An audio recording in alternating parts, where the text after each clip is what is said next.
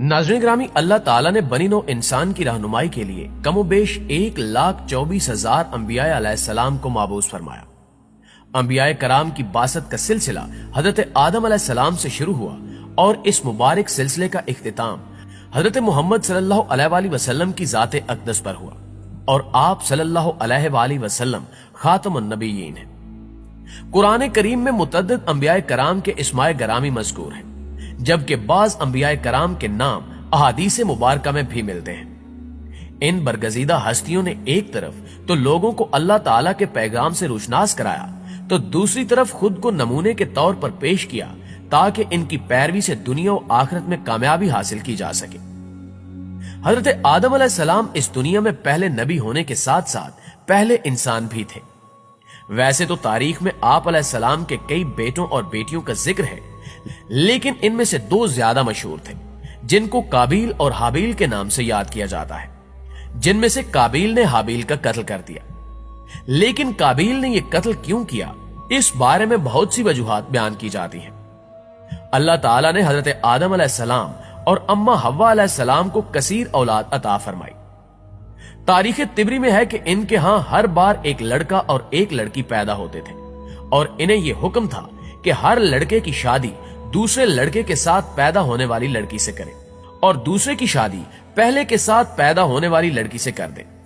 यानी उस लड़की के साथ शादी करना जायज न था जो लड़के के साथ पैदा हुई हो।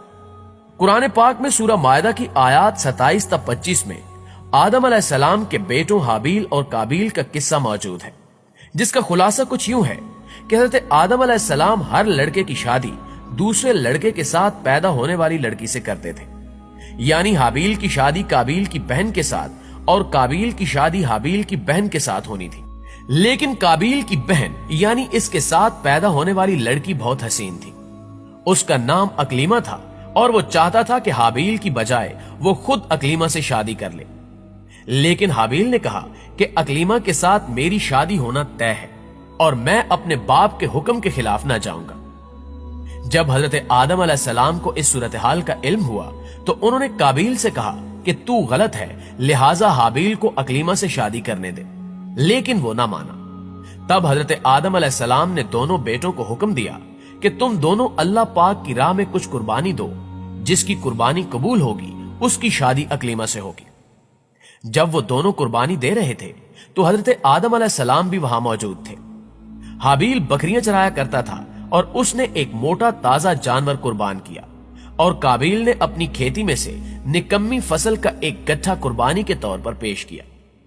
आसमान से आग उतरी और उसने हाबिल की कुर्बानी को खा लिया और काबिल की कुर्बानी को छोड़ दिया। यानी अल्लाह की बारगाह में हाबिल की कुर्बानी कबूल हुई।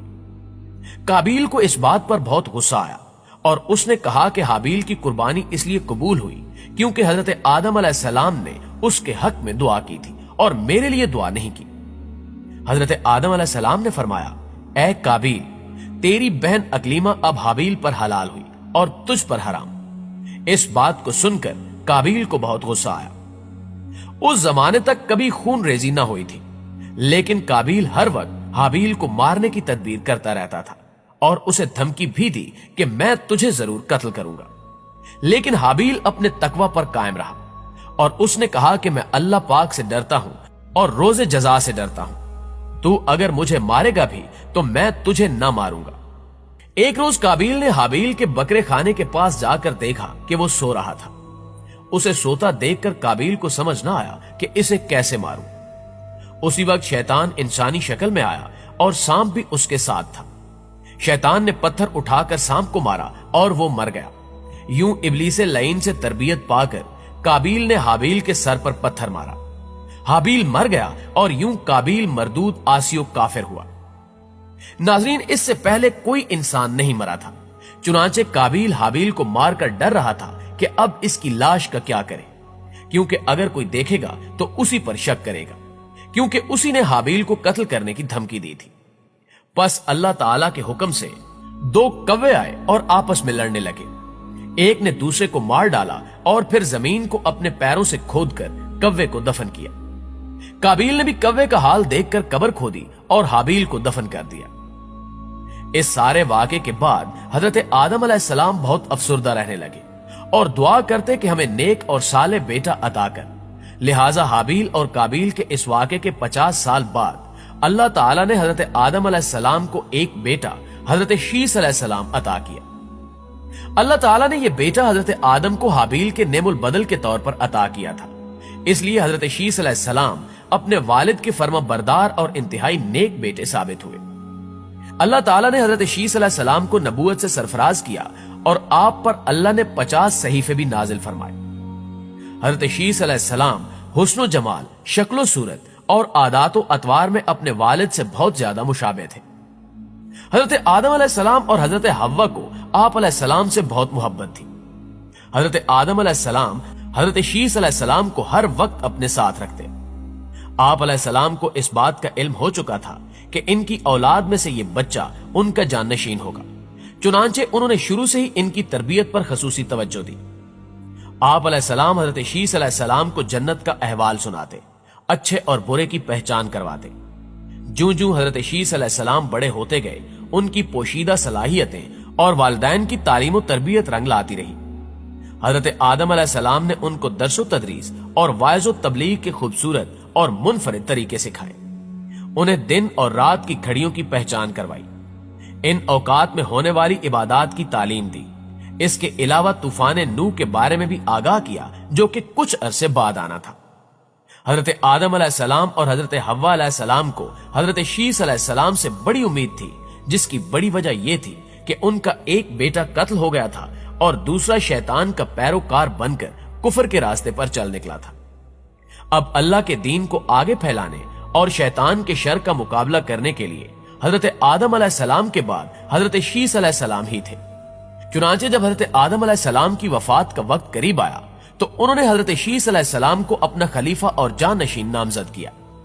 تقریباً 960 سال زندہ رہنے کے بعد حضرت آدم وفات پا گئے۔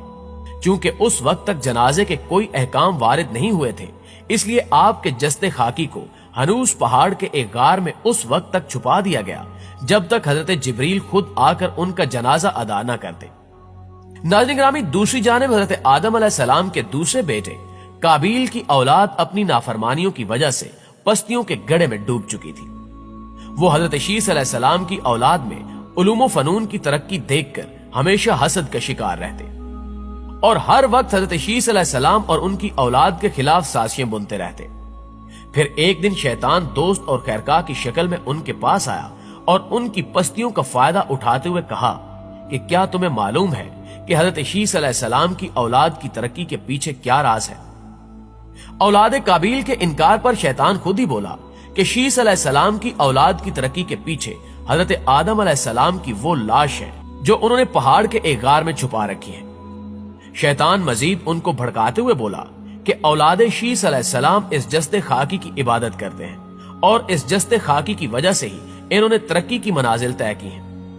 اس طرح ابلیس نے اولاد قابیل کے ذہنوں میں شک ڈال دیا اور ساتھ ہی حضرت آدم علیہ السلام کی لاش چرانے کا مشورہ بھی دیا۔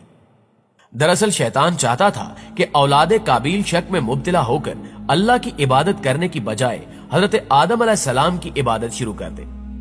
ناظرین گرامی، اس وقت پہاڑ کے غار میں بنو شیث کے دو نوجوان حضرت آدم علیہ السلام کے جسد خاکی کے پہرے پر معمور تھے، لہٰذا اولاد قابیل نے اپنے تندرست جوان اکٹھے کیے اور اس غار کی جانب روانہ کر دیے جہاں حضرت آدم علیہ السلام کا جسد مبارک موجود تھا، تاکہ اس جسد خاکی کو چرایا جا سکے۔ البتہ ان کو اس کام میں بدترین ناکامی کا منہ دیکھنا پڑا۔ پھر شیطان نے اولاد قابیل کو ترغیب دی کہ وہ اپنے قبیلے کی خوبصورت لڑکیوں کو تیار کر کے غار میں بھیجے تاکہ وہ کسی طرح ان نوجوانوں کو دھوکے میں لا کر حضرت آدم علیہ السلام کی لاش مبارک کو چرا لائے۔ لیکن چونکہ حضرت شیث علیہ السلام کی اولاد انتہائی نیک تھی، اس لیے شیطان کی یہ چال بھی کامیاب نہ ہو سکی اور بنو قابیل کی یہ حسین و جمیل لڑکیاں خالی ہاتھ اپنے قبیلے میں واپس لوٹ آئیں۔ اسی دوران حضرت جبریل علیہ السلام فرشتوں کی ایک جماعت کے ساتھ تشریف لائے اور حضرت آدم علیہ السلام کی نماز جنازہ ادا کر کے آپ کی تدفین بھی کر دی گئی۔ ناظرین گرامی، حضرت شیث علیہ السلام نے اپنی پوری زندگی والد کی دی ہوئی تربیت کے تحت اللہ تعالیٰ کے دین کی سربلندی میں صرف کی۔ آخری عمر میں زیادہ ضعیف ہونے کی وجہ سے گوشہ نشین ہو گئے، لیکن